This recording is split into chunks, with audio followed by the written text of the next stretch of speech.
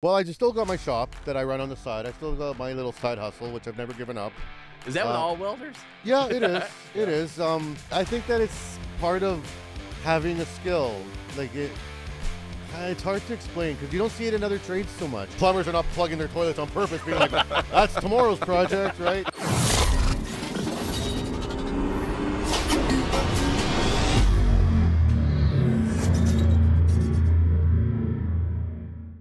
The countdown to FabTech is on. FabTech is the place to be for the latest and greatest technology, industry knowledge, networking, and more. Meet your favorite influencers, see live equipment demos, and make connections to advance your career. This is North America's largest metal forming, fabricating, welding, and finishing event, and you don't want to miss it. Register for free today at fabtechexpo.com, and I'll see you in Orlando. And now, back to the episode. Welcome to the Fabricator Podcast. I'm Dan Davis, an editor with the Fabricator. To my left is Rob Coleman. Hello, Rob. Hello, Dan. Rob's editor of Canadian Fabricating Welding, our sister publication in Canada. We're at FabTech Canada speaking to Canadians. Yes, we've gone out to the field and wanted to speak with our brethren north of the border. How do they live? Yeah. Where do they live? So how many FabTech Canadas have you been to? Wow. I want to say 3. Okay. It's relatively new. Yeah. I mean, it's not like it dates Yeah. back like old-timey FabTech, which has been around since the 80s. We thought it was a good opportunity to come speak with some interesting people involved with the Canadian manufacturing environment here. Keynote was a nice one to get the show started off with. Yeah, Rowan Shimonov from Rochelle. They make armored vehicles. He was one of the best keynote speakers I've seen. Just fascinating discussion about how they've developed since their foundation in 2016, getting government contracts, how they strategically worked to get those contracts, to be effective, to stay effective. So yeah, fascinating view into that, and I think those who were there were a lot of really interesting questions from the audience about that, and it was a great kickoff to the event. So yeah, a good example of you know, sometimes people don't even realize what's being made in their country, and a great story about a company meeting a need, unfortunate situation where our armored vehicles are needed. yeah. You don't want to. I have to say that, but it's true, and just the systems that they developed to make sure that it's built to the highest standard. I mean, there's no failures tolerated, right? Well, exactly, and how they train their staff to make that happen. It was really I think it's valuable for any manufacturer to look at their processes and say, you know what, there's a lot I can take from that will work in my shop, because systems, if you're a growing company, systems are key to make that growth happen in a way that is sustainable. Yeah. Right? And just a reminder that it is FabTech Canada. The keynote speaker on the second day was Eric Lindros, former Philadelphia Flyer. There you go. That's when you know you're in Canada. There you go. You go. have to have the NHL player. Absolutely. What's that? He's from the Toronto area. He is. Well, there's a ton of right. They're all from Canada. All the winners. Yeah. I mean, all we have is Patrick Kane. Tiny little Patrick Kane. Austin Matthews, who's one of Toronto's great players, is from somewhere in the States. So. Oh, really? Yeah. Oh, there you go. All right. Yeah. We're gonna bypass more hockey talk, so I don't prove myself to be a bigger idiot than I am. Hey, I'm not that great at it myself. So. Yeah. So I think you'll enjoy this conversation with Max Ceron. He actually brings up some really interesting points in terms of welders' relationships with the CWB. Yeah. And what a welder has to do in Canada as opposed to being in the U.S. I think, A, it's very interesting from the welder perspective, and B, it's good for CWB and I think industry in general. Yeah. And Max's own career, like from making gigantic things in the prairies to hosting a Spanish, radio program in his hometown of Regina. Like, he's a remarkable man. And a lot of fun to talk to. So yeah, he's got a fascinating story of how he went from podcasting to being a director of CW. Yeah, it's remarkable. It really is. Yeah, we failed because we didn't get to his heavy metal guitar side hustle. We'll have him on again. Yeah, we'll do better next time. Yeah. So Yeah. enjoy this conversation. It's summer, and that means camp season for nuts, bolts, and thingamajigs. Introducing young people to manufacturing and skilled trades, these hands-on, high-tech programs are not your typical summer camps. Campers expand their minds and develop new skills in design, welding, fabricating, engineering, and more. Support the future of manufacturing and sign up to host or attend a camp today. For more information, visit fmafg.org/foundation. Hello and welcome back, Rob and our guest Max. Thanks for joining us today. To get started, it's always good to learn something about the new face at the table, even though Rob's kind of a newish face. We'll save that. We'll save that for another time. Tell us about your role with CWB Group. All right. Or CWB Association, pardon. Well, and it's then a lot of CWB. pieces. It's a lot of pieces. My name is Max. I'm the director at the CWB. I am in charge of all membership and associations, a piece of that membership. Basically, what my job is to make sure that we are funding the industry properly, making sure that we have enough resources out in the country to support the next generation of welders and fabricators, inspectors coming up. This industry is very cyclical, and we have to invest. We are a not-for-profit, so all the money that we make doing our invigilation, our codes, our registrations gets funneled right back in the industry, and I have the super fun job of making sure that that money is well spent. Yeah. So, yeah. And do you represent the outreach portion of it? Where do you spend a lot of your time? I spend a lot of time working with my chapters. I got Yeah. 17 chapters across Canada, one in Chile. And through them, we make sure that we're working with high schools, post-secondary institutions, mentorship programs, even local other associations. I just connect the dots. Honestly, I spend most of my day connecting dots. People got a need.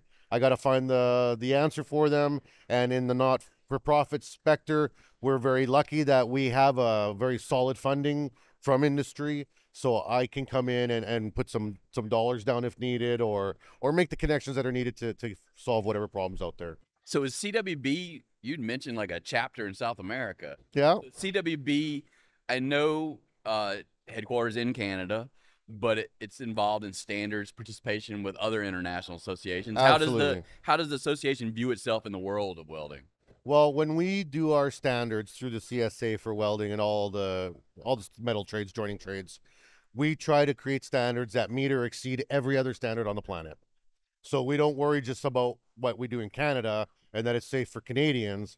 We want to make sure that if you're a company that's shipping to Canada, you meet our standards. And if we're shipping to you, we're going to exceed yours.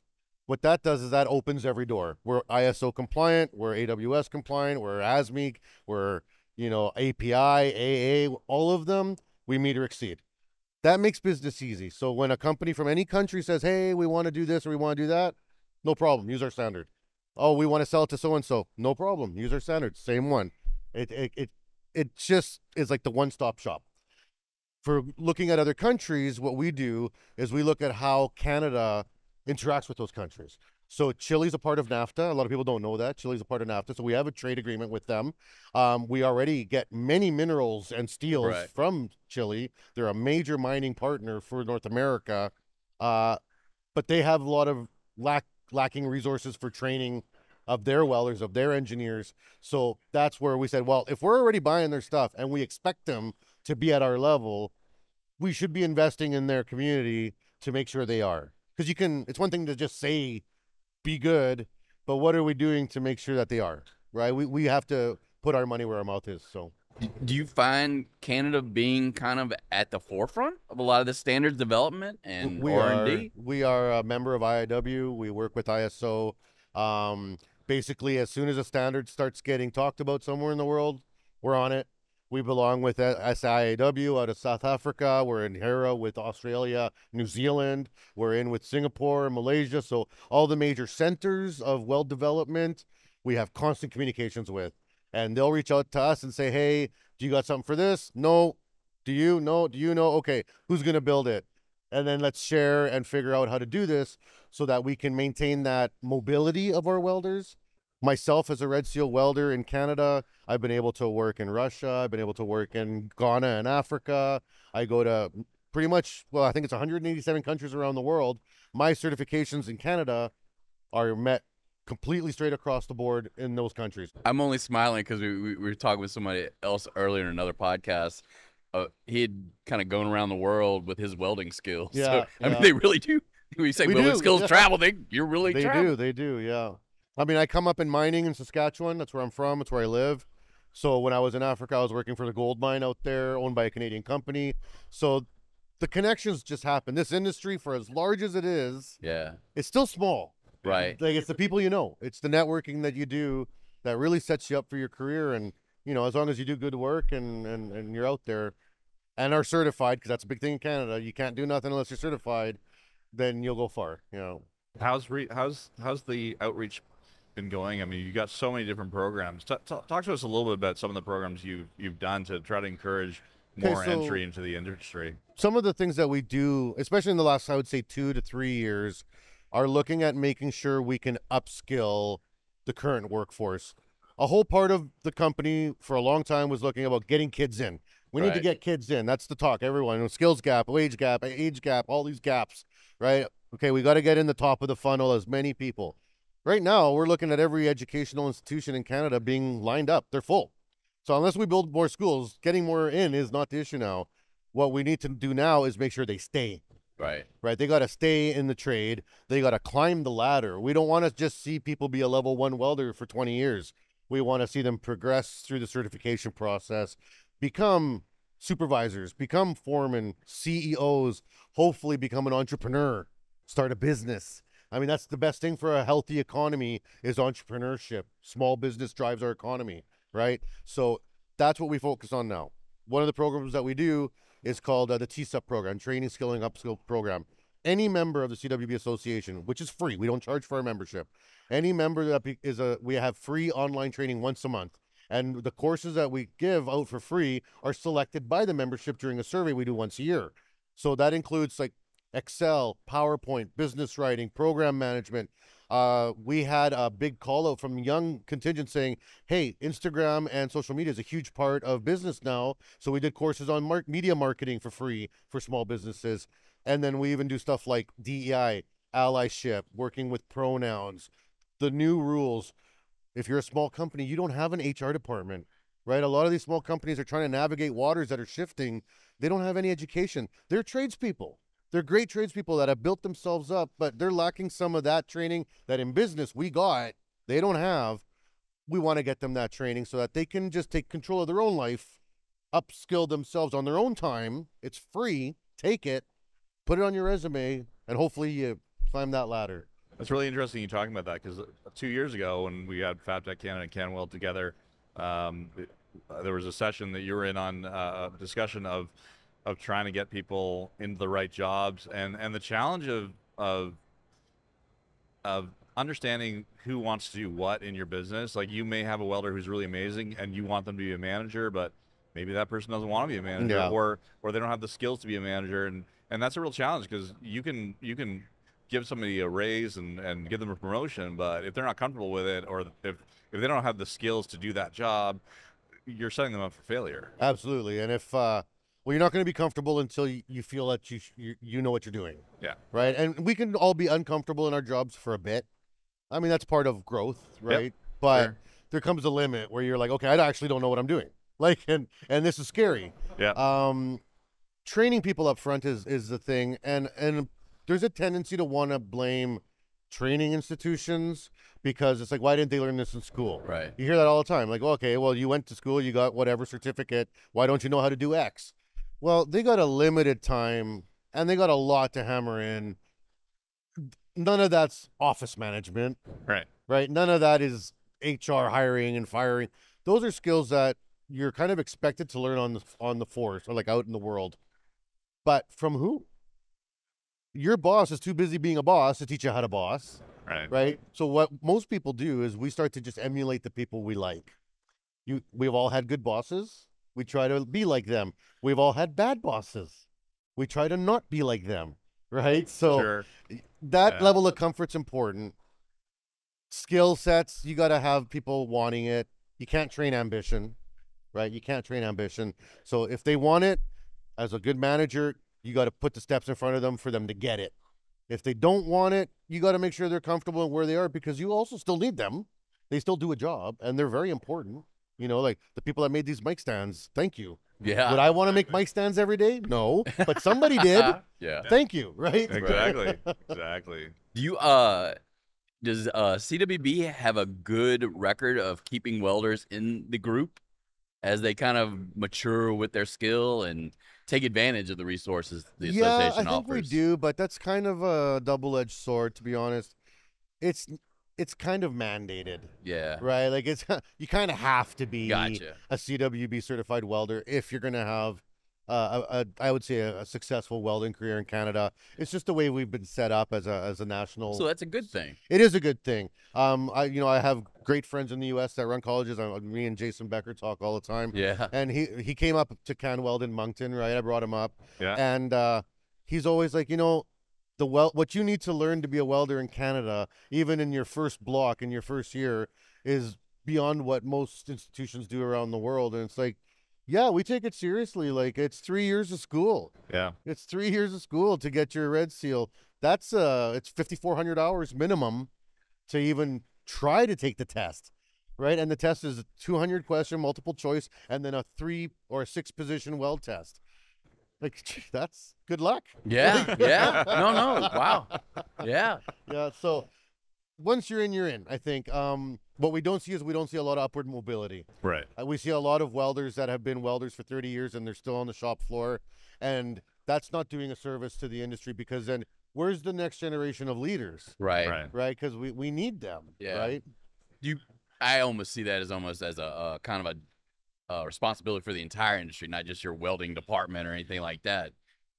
Being able to take those people and groom them to be leaders and seeing that potential. If you see that spark, if you as a foreman or a shop hand, you can just sit back and watch your crew work, right? And you can see the person that'll take time out of what they're doing to go help someone else without asking. You got a leader. Yeah. You got a leader right there. It doesn't take long to find out who the ones are that are willing to say, oh, they're struggling, I'm going to go give them a hand because I maybe have a fix for them or a trick, right? You see those people, you empower them. Yeah. Don't sit on that. You give them what they need, and pay. Yeah, pay is important, but it's at the end of the day, it's not what keeps you in a company. Correct. Yeah, it's not the cash that keeps you there. We were talking about, the money talk. When I went to school for welding, it was, barrels of money. You're going to make barrels of money. And our instructor was always talking about all this money I was going to make. To be honest, I've had a great career. I've done all right, but it wasn't like that to start, man. Right? I had to put in the time. Right, I had to work in manufacturing. I had to build the same part every day for a long time, and you got to cut your teeth and do the things. Yeah. And I think that this generation doesn't even talk about the money as much as they want to enjoy the work. Right. Right, and we are seeing, I think, in the Gen Zs, the millennials, a lot of entrepreneurialism too. Yeah. Right. Which I think is great. It really is. Yeah. It really does open some doors. Yeah, it does. Yeah. And there's also a lot of interesting things that they're faced with in terms of technology. I mean, getting the chance to work with automation and seeing the opportunities that exist there. I mean, I've talked to younger welders who really brought automation to their companies because they'd learned those skills in school and nobody else could really do that. So their boss, who was a good boss, said, "You're into this. Take Bring it this here." robot Yeah, and figure out how we're going to make it valuable to us." And that's so fun for that young person Exactly. too, right? Yeah, Like, yeah. But in the nature of the business, because we may have as many welders as we're going to get, but we need to be more productive, right? Yeah. So, The costs have changed a lot. They've come way down, right? It was $1 million to get a robot 20 years ago, and it was very limited what it can do. Now you can get a cobot from the floor here for 15 grand. I can literally plug it into 110 in my garage, yeah. and I have a cobot if I wanted one, Yeah. right? And to start as a welder today, as a young person, even if you want to just do the side hustle out of your garage, which I recommend to any tradesperson because you hone a lot of skills on your side hustles. If you're going to do that, you can go buy an inverter machine for $2 grand that'll do everything, including AC and consumables. You can fish them out. You can figure it out, and you can do some pretty decent work out of your house now for minimal cost. First company I started, I was wrapping my head around buying one welder that was 30 grand, and I was like, how am I going to do this? I mean, there's still $30,000 welders today, Right. absolutely. Right. Yeah. But yeah. do you need that to start? Yeah. Not even close, right? Yeah, exactly. Interesting point you made last year in CWB, the CanWeld in Moncton was the challenge of encouraging people to get new machinery, right? 'Cause Yeah. You're saying that there's a lot of shops working with welders that are so out of date. Talk a little bit about that. Well, there's a lot of angles that get forgotten. Like, I still have my old Lincoln 225 Tombstone. Do I use it ever? No, because that thing runs for one day. It's my power bill for the month. Right. People forget about the footprint of our industry. Right. A lot of shops have the old Hobarts or the old Millers. They run great. They're 20 years old. They're fantastic. But the power you're spending on running those machines is another employee. Yeah. Like, it's really that bad. Yeah. Like, that's a wage that you're basically pissing out the back end just to run the machine. Right. Right? So looking at the technologies, they're safer, lower fumes, more efficient. They use less power. They're more user-friendly. Why not? I always make the analogy to buying a new TV, right? If everyone's scared of technology till you like it, then it's cool. Yeah. Right? True. Because you look at a brand new welder and you're like, oh man, all these buttons, all these things, I don't know how to do it. And you might get scared of it. But let me tell you, that same person goes on Boxing Day and buys a 65-inch LG TV, and they get home, they grab this remote, and it's like, what the heck is this? Within an hour, they got that remote figured out because they sat down and figured it out. They wanted to learn the technology, and they got it figured out. It's the same with welding machines. It just takes an hour. The reps are there. If not, YouTube. Yeah. Play with the buttons, and you'll immediately see how much better it is. It doesn't take long. Like, you run an open route with STT or RMD, you're like, where has this been my whole life? Right. I ran thousands of pipe routes struggling like an idiot. I could have just had this machine and closed my eyes and done it in an hour. Like, what the heck, like. Now, our company's gonna have to update their processes in terms of, if they're making a certain product for years and years and they're using the old machines. Does that put an onus on them to actually change some things that, Yes and no. Like, the machines will still do the work that's required. You'll have to change the workflow. Right. Because things might move quicker than they did. Yeah. So that changes your supply chain, right? Definitely not a problem, though, really. It can be. We've struggled True. with supply chain in the last couple of years, right? Yeah. Both America and like U.S. and Canada. Yeah, We did a lot of offshoring for a decade, which hurt us because now we're trying to reshore, and it's not as easy as we thought it was going to be, right? And we've heard that throughout this conference as well. In terms of processes, I think that the updating of the machines inherently you already are thinking about how you're going to turn this investment into the workflow. Yeah. I think the other investment that comes with it, the change that comes with it, is just the idea that you're committed to technology. Yeah. This affects who you hire. This affects the people that are interested in your company.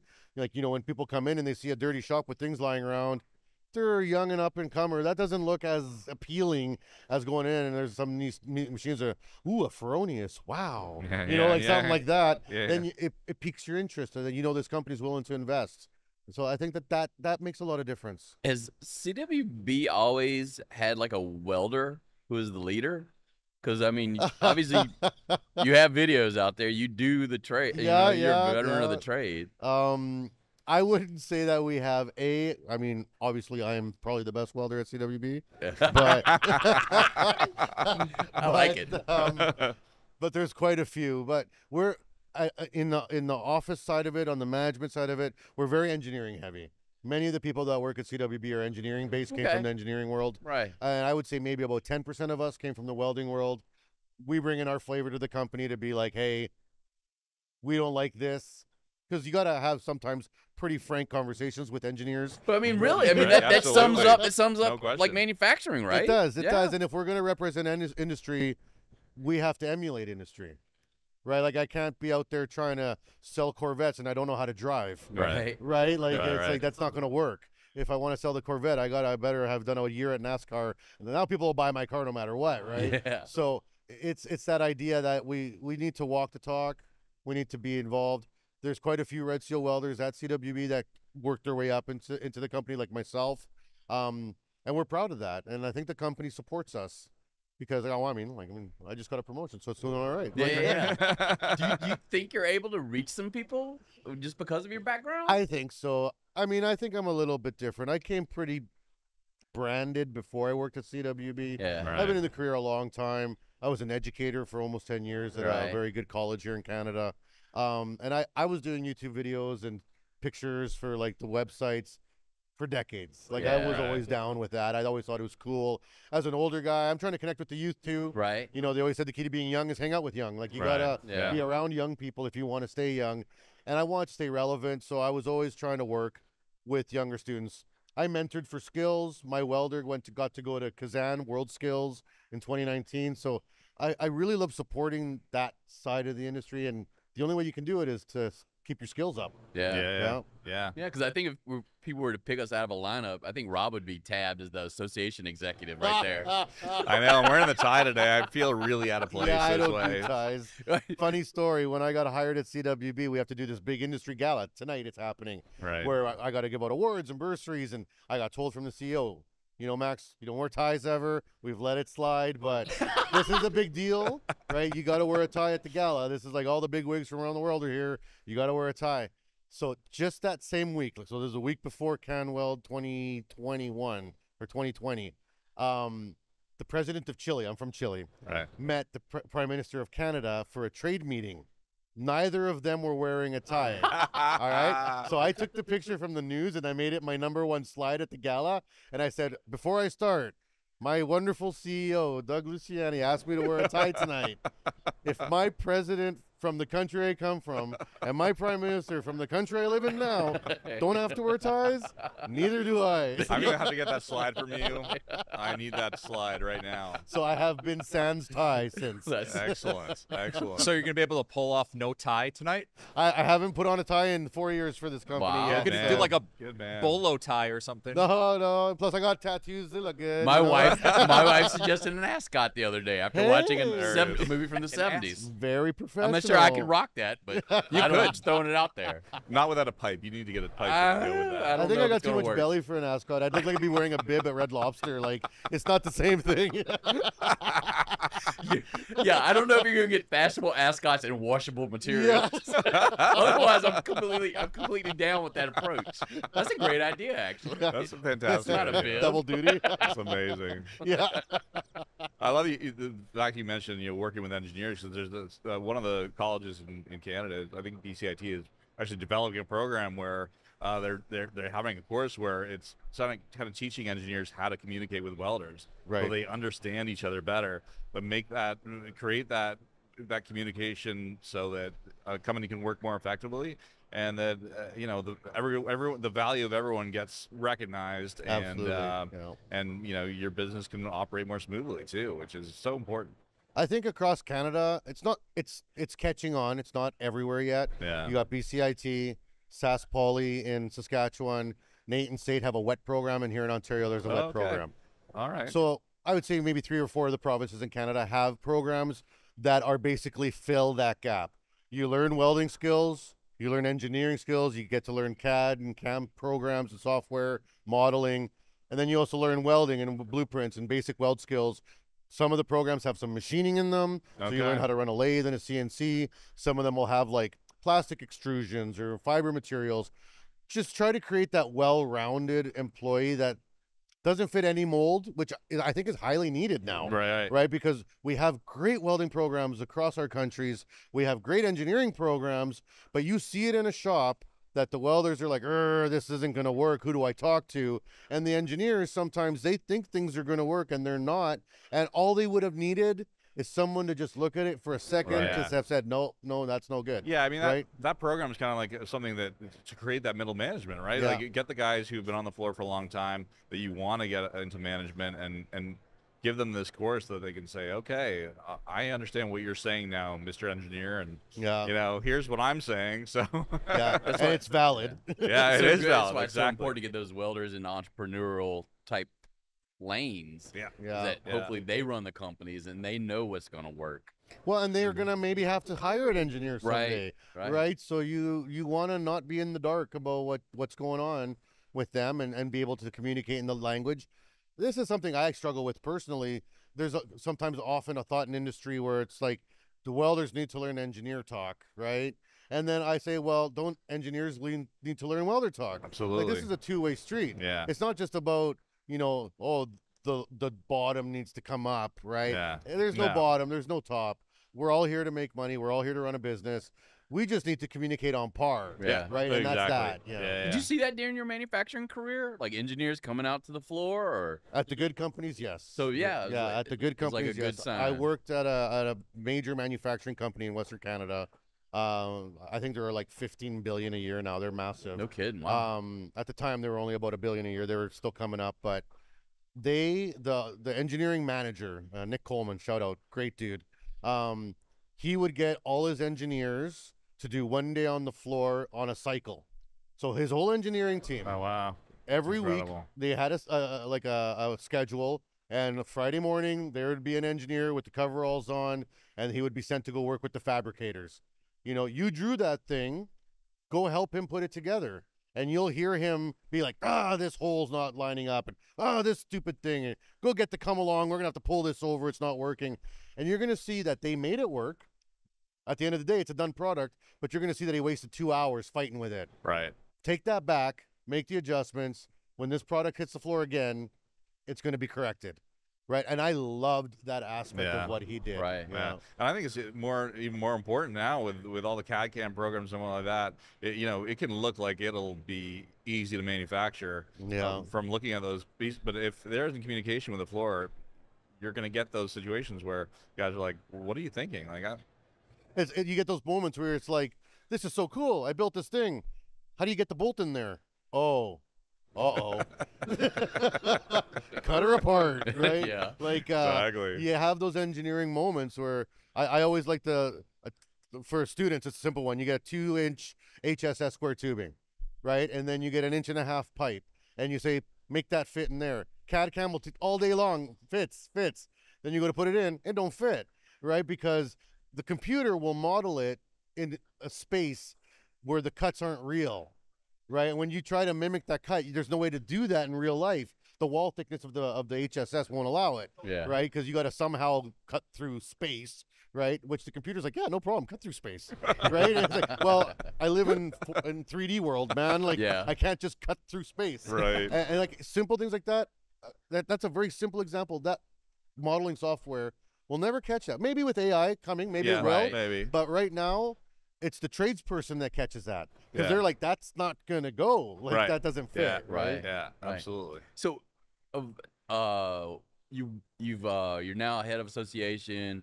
You communicate with people all throughout industry. You've been an educator. You've done fabricating. Yeah. What did you enjoy most during your career? I do miss building big things, right? In the mining industry, serving mining industry, I would build massive equipment. Like, you're looking at elevator shafts for mines and precipitation units and crystallizers, things that are 3 times the height of this room. They got to go out on semis and pieces, and then you're out in the field putting these Lego pieces together, and they're 15 tons a piece. And I really miss that big work. I've never been like the cool little TIG thing in my that was never me. I was like, give me the big wire, give me the big electrodes. I want to build the big thing. 3-inch plate, 4-inch plate, HR, like AR steel, ballistic steels, all that cool stuff. I miss doing that. Would I do it now? Hard no. I'm old. Yeah. That's a lot of work. It's a lot of work, but it was a lot of fun. The other part of my journey I miss is teaching. Right. I really miss being an educator. I really enjoyed teaching. I got to write curriculum. I got to develop programs. Very satisfying time of my life. And I would still be teaching now if CWB had not come knocking. The only reason I really jumped on this opportunity is because teaching, I only serve my college. Right. Here, I can serve all colleges. Yeah. Wow. Right. So now I can be kind of broader scope. Yeah. Right. That's awesome. Well, we have you on panel discussions and stuff like that. You're still out there educating people. It's just a different nature of it. Yep. But it's serving its purpose and Yeah. hopefully I still getting feel it like further. I'm getting out there. Yeah. Yeah. It's fantastic. Yeah. Any plans for you with CWB, or maybe even outside CWB? Well, I just still got my shop that I run on the side. I still got my little side hustle, which I've never given up. Is that with all welders? Yeah, it is. Yeah. It is. Either personal or like for Yeah, friends and well, things? it's a registered company. Like, it's, Yeah. I think that it's part of having a skill. Like, It's hard to explain because you don't see it in other trades so much. Right. Like electricians aren't at home just wiring stuff for fun. you know, they're not like taking apart the lamp and putting it back together. Like, oh, that's better. But plumbers are not plugging their toilets on purpose, being like, that's tomorrow's project, right? Like welders, we do. We're like, oh, look at that thing. Yeah, that table's not level. I'm gonna go do that thing. Except if it's someone else. Like, I mean, that's when your Uncle Bob calls and it's like, can you fix, Auntie's chair? You're like, I don't really want to. But you do. You still do, right? You do. It's something about the welding industry where, and I think you really see it on social media, people do it on their off time. People practice on their off time. There's a competitiveness in the nature of the industry that you kind of want your skills on point. When you see someone who does something better, Right. you want to do that. Right. You're like, that's cool. You guys have ever heard of unobtainium welding in Canada? He builds custom exhaust systems for the most expensive vehicles on the planet. Really? Bugattis, Maseratis, the stuff he does with TIG and titanium and stainlesses is unreal. I go to his website, I look at his Instagram pictures, and I know immediately that I would never be able to do any of that. And that's something that when I go to my garage and I'm like, oh, you know what? I got some stainless plates here. I'm going to play with the TIG. I think of him. I'm like, can I rip off a weld that even comes close? And no, I cannot. But it's like, perfect your skill in an area you really like. Yeah. And it's almost therapeutic, right? Yeah. That little blue light or green if you got a different brand helmet. But, you void out. They talk about neurodivergency now with the population. And I think it's always been there. I think welding, the trades in general, were always a home for neurodivergent people since day one. We just didn't know it. Yeah. Right. Because you want to hyper-focus? Go all day, man. There's a little blue light to stare at. Hyper-focus all you want. That's the game. You want to move around. You got too much energy? Boy, have I got a job for you. Yeah. You want to burn some energy off? Come to welding. We can burn it off, no problem. That's amazing. Right? So I think we fill those spaces in society really well. I really like the fact that you encourage your members to use that skill out in the public. I noticed there's a new video up about making bike racks for communities, and you've got directions for how to make this bike rack and donate it to your community in some way. I think that's a really cool idea. But where'd that come from? So, in terms of advocacy, the association's been around for 103 years. We're 1 year younger than the AWS. We have the exact same signers on both. The same people that started AWS are the same people that started the CWB association. Really? Wow. To serve the same thing. We're really sisters at the end of the day. What happens with videos like that is that over the last 100 years, we've only advocated to each other. We've only advocated to the welding industry. So I'm a welder trying to bring in more welders. I'm an educator trying to educate the welders. What we haven't really done as a group, as a culture, is we haven't advocated to society in general, which I think may have hurt us. We kind of missed the boat on that because we got kids out there that are growing up that have no idea that everything around them is welded. Right. They have no idea. Why don't they know? They should know. They do know that the fence is made by a carpenter. They do know that the plumber fixes the sink, but they don't know that the welder built the house or the car, right? I think that if we do more community work, not in the welding sphere, like the community build project that we're funding right now, build, we'll pay for your materials. We made a YouTube video on a how-to, and the blueprints are downloadable right on the link.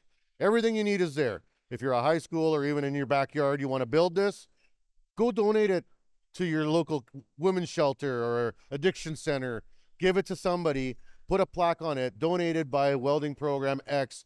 And you know what? People will notice that. It's a nice thing to do for society. We're a wealthy industry. We're not a broke industry. We're not struggling. Look at this. There's hundreds of millions of dollars in this building. Yeah. We're doing okay, right? Our economy, we can complain about our economy, but we're still top of the heap in America. We really are, right? So. Yeah. Do you see the upcoming generation bring something new to the industry that maybe it hasn't been there with other generations? They sure don't put up with crap. Right? If they don't like the job, they're not afraid to bounce. Yeah. And I hear people say that as a complaint. And I don't think it's a complaint. If you're complaining people are leaving your job, Right. Yeah. maybe it's your job that's not so good. Right. Yeah. Right? Yeah. That's maybe a hard pill to swallow. Yeah. But like, I mean, I raised 2 kids. My daughter's 26, my son's 22. I watched them come up in this generation, and they're very clear about what they want. They're very clear about not getting in debt. They watched all of us get in debt to our eyeballs Right. and get nothing out of it. They watched all of us invest into pension plans that got eaten up by crashes. None of it was worth anything. So they're like, why would we do that? Yeah. Right. We're not going Right. to get in debt. We're not going to spend a bunch of money that we don't need to. And we're not going to waste our money. And we're not going to waste our time. Right. They enjoy their free time. They enjoy their friends. We didn't do very good at that ourselves. No. We Very true. sacrificed so much for our careers. Yeah. Would it have got us further or not? I don't know. Yeah. But I watched my dad be a Boilermaker for 30 some years, retire a Boilermaker, and I don't know if he ever really got that far ahead, busting his ass Right. so hard Yeah. for so long. Yeah. Right. Right. I think the generation now, they watched, they learned. They're like, it needs to be the right job. I need to be happy. It needs to be where I want to be, and that's that. Makes it harder for employers, Yeah. Right. but Right.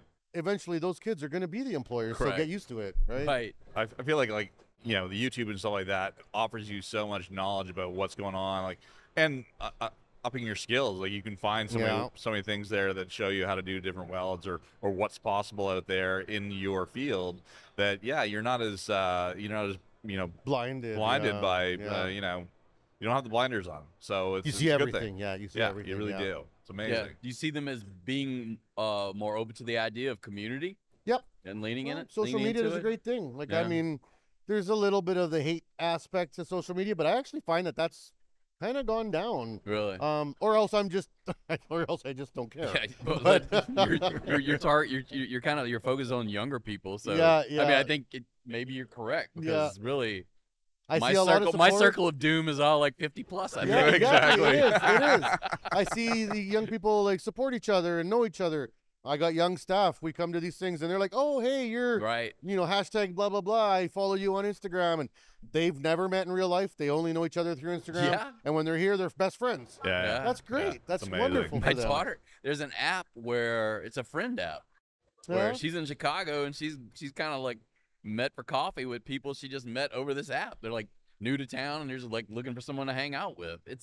I don't think I'd make crazy. many friends on that. It's like 48-year-old, bad hip, sore shoulder, looking to hang out for maximum 1 hour. Well, I think you just found your friends. Likes fishing alone.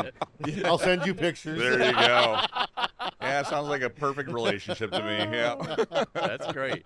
Well, where can people find out more about you and CWB Association? CWBgroup.org. Everything's on there. One website leads you to everything. Everything we do. We got 7 different branches of our company. We have education, association, consulting, registration, certification, foundation, which is our charity. We kind of are all over, but just CWB Group. Google us. We are the authority for welding in Canada. So, and like I said, membership is free. We don't charge a cent to be a part of it. You have a question? Yeah, I was just curious. How did you get started with your podcast? You said you done some work that's, with YouTube. that's a story. So, Yeah. Oh, let's hear it. so I've been in radio for 21 years now. Really? I do a all Spanish radio show Sundays at noon in my Wow. hometown. I've been doing that 91.3 FM CJTR. There's my plug. Do you have like a radio voice that you use for Yeah, that? yeah. When I Let's turn hear it it. on, it's like, hey, welcome to CJTR 91.3 FM community radio. Right, so I bet it sounds even better in Spanish. it is. It's better in Spanish. But I've been doing that forever. When COVID hit, I was teaching at the college. I am not good with sitting on my butt. Everyone got sent home. No school. We don't know when you're back to school. We don't know what's happening with your students. All right, I went home, and I was in mid-metallurgy with a group of 30ers, which is the last level. And I love metallurgy. It's like my jam. So I thought, you know what? I'm going to finish out the rest of the lessons just filming myself in my basement with my phone, and then I'll just put them up on YouTube and send the links out to my students. Well, the first couple that I sent out, all of a sudden it's like 5,000, 10,000 people. And I was like, I'm getting messages being like, man, your metallurgy video was awesome. It's like literally me with like a lamp and a whiteboard. Like it's like zero production quality. But Awesome. I realized like kids are looking for resources and not just like, oh, this is a cool weld or this is a... there's some people out there that are nerdy and they want to get like the deep stuff. Yeah. They want to know about crystallization and grain migration and all that cool stuff, right? And so I finished out this round of videos, and then I'm like, I'm going to do one on GMAW and like modified waveform. Lots of people don't know about modified waveform. I did a video on the buttons on your machine, like what's induction? Everyone talks about induction. Every machine has induction on it. Do you even know what it is? Do you know what it does? So a video on that. I was going through this process just during my downtime, putting these videos up for my students or any student, and I get a call from CWB. This is not for me to work there, but them just reaching out to me being like, hey, we love your videos. You've already done some work with CWB in your professional capacity. Would you want to do a podcast for CWB, kind of doing what you do? And I was like, yeah, like how often? They're like once a week we want a podcast for a month. I was like, how much does it pay? I can add another side hustle. So it just literally started off as a side hustle for CWB. Wow. A year later, I got offered a job at CWB for the director role. So That's funny you mentioned that, because I thought it was the opposite way. Nope. I thought the podcast started after you started with No, it. That's interesting. So the podcast That's is really based on my brand as Max. Yeah. Right. And then I got the job at CWB, but I actually try to keep it as separate as I can. I love what I do professionally in my company, try to make a company grow. But when I'm doing the podcast, it's me, the welder. It's me, the fabricator, Yeah, me, the right. educator. Let's talk shop. Don't think about what I do for a living. And if you want to gripe about CWB, I'll take it. Sure. I'll gripe with you. I get it. You know, it is what it is. But I'm here to represent industry, right? What's your Sunday morning radio show about? So my Sunday morning radio show is a talk show. Okay. So I bring on guests, Oh, local alright. people, community people, cultural events, artists, musicians. Oh, cool. Neat. Yeah, yeah. So Is there a large Spanish community in Saskatchewan? there is a large Spanish community. Interesting. Yeah, once you get out west, it's actually quite large. It's like the Italian community here in Ontario, right? It's a very large Chilean, Salvadorian, Venezuelan, Colombian, Very and now in the interesting. last 20 years, Mexican. So we have lots of Latino restaurants and stores and stuff like that. It's So always a good thing. yeah, so That's when I started up amazing, the radio show, there was a lot of demand for it. So it was like Fantastic. I've tried to walk away. I have two co-hosts because I'm on the road a lot. So while I'm on the road, my co-hosts run the show for me. But I've made sure that we haven't missed a week in 20 years. So, That's amazing. yeah. Wow. That's great. Incredible. Go ahead. You stay connected with your Chilean ancestry? Yeah, Were you- so I'm Chilean myself. I'm from Chile, but there's a lot of Chileans came in the 70s to Canada, and most of them got placed in the West. So Really? that's kind of my community. Yeah. Kind of Wow. related to the mining? Yep, absolutely. That's exactly what it was. The city I'm in, Regina, we have one of the bigger steel mills in Canada too. So in terms of forging, steel production, and mining, these Chilean immigrants, that's literally what they were doing back home. Yeah. So they were like kind of plug and play to come to Canada and be like, oh, get right back into it. Yeah. So but you launched a association in Chile too? Yeah. So because I came on, one of the things that they asked me when I first got hired is, how I could expand the company. I did a lot of startups and new companies coming up in the industry. So it's something that I'm good at. And they're like, could you expand the association? And my first thought immediately was like, why not go to my home turf? I have the connections. We know the industries are tied together. Chile's a part of NAFTA, so we already have trade agreements with them, so things can move back and forth easily. So we set up a chapter. We're in with a couple of the universities, a couple of the mining companies, well-funded, sponsored. They're running events. And we have exchange programs now with them and their universities for the engineers, so that engineers from here can go down there and engineers from there can come up here, learn some English. We learn a little bit about copper, gold, the minerals they have there. They learn about the minerals we have here, potash, ore, uranium, stuff like that. So Yeah. it's been really great. Yeah. Fantastic. And I'm open to more. We're coming down to the U.S. We're looking to have a chapter in Texas within the next year or so. Wow. We're looking at Ohio because we affiliated with EWI now. Yeah. So now we have 2 branches in Buffalo and Columbus. So we're looking at Ohio State area for a chapter for them. Fantastic. We're looking at Dubai, Abu Dhabi. Wow. I got plans. I yeah, got plans. clearly. Yeah. That's amazing. Yeah. Wow. See, welding side hustle, podcast, radio show, association. You're a very busy man. Yeah, I like to be busy. It's like I said earlier about when you see a guy with skill, you want to support them. I had great mentors see my ambition and my drive and mentor me. give me the skills that I needed to navigate these waters, because they can be tricky, and also remind me to keep it real. Yeah. You know, like, don't ever go full suit, as they say. You can go part suit, Yeah. but never go full suit. That's Never funny. go tie. Yeah, there's a line. There's a line. That might be it. And you start to lose credibility at some point, Right, right? right. You become too far removed from the industry you're trying to serve. Before we started this, Max mentioned that he likes to sit alone and fish. I don't know when you have time to do that, by the sound of it. Summer. Yeah, So I okay. don't travel for summer. I mean, I honestly, I have my laptop with me kind of everywhere I go. I'm Right. kind of always sort of working.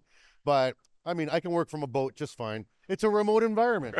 There you go. Right? It is. But It they say is. remote work. They don't say how remote. Yeah, Exactly. Yeah. And hey, I make my own schedule, so. Excellent. That's amazing. Well, thanks so much for joining us today. thank you Absolutely. so It's been a much. ton of fun. Yeah. Yeah. Excellent talk. Yeah. And if you have any questions, comments, complaints, want to make donations, Any fishing tips? yeah, I don't know. Might as well ask. If you don't send us ask, a you don't note. get. Exactly. Send us a note at podcast@fmamfg.org. Thank you, Rob. Thank you, Max. Thank you, guys. Goodbye. The Fabricator Podcast is a production of Fabricators and Manufacturers Association, located in Elgin, Illinois. The show is hosted by Dan Davis and the staff of FMA Communications. The podcast is produced by Gareth Slager and recorded and edited by Griffin Hammond and Dana Weicker. Sales support provided by Andy Flando. Additional production support by Elizabeth Gavin, Mike Owens, Billy Kolpa, Pat Simon, Brandon Geyer, and me, Sarah Spring. Email us at podcast@fmamfg.org. Thank you for listening. See you.